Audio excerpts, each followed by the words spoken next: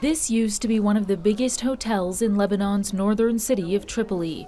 After sitting empty for years, it's now one of the country's largest displacement centers, housing more than 700 people. It has the biggest number of families, guests and migrants from Lebanese cities.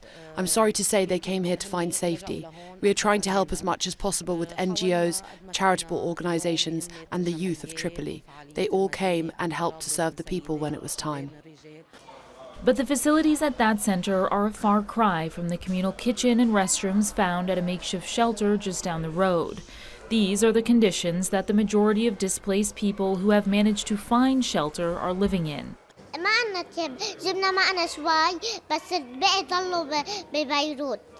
This young girl tells me she doesn't have many clothes.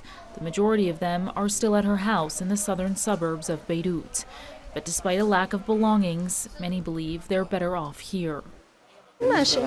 Everything is okay, thank God. It's better than being in the street. We say thank God. What can we do? This is better than Beirut because there's still war here. And it's better than Beirut even if there wasn't war because it's cheaper. The problems caused by the war here in Lebanon are multifaceted. There's the displacement, there's the risk of new areas being targeted by Israel, and there's the risk of internal strife. And that last fear is particularly evident here in Tripoli.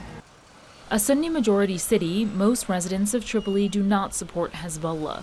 That stands in contrast to those displaced by fighting, who are mostly Shia, supportive of the group.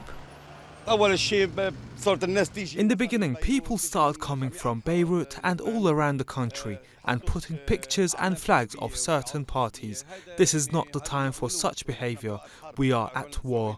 As you know, the Israeli military doesn't have mercy for religion, area or anybody, or any nationality. So, we had to get the internal security forces involved and they came and solved it. But overwhelmingly, Mohammed says, the people of Tripoli have welcomed their guests with open arms, helping take on the responsibility of a war now being felt from the southern to northern border. Priyanka Navani, TRT World, Tripoli, Lebanon.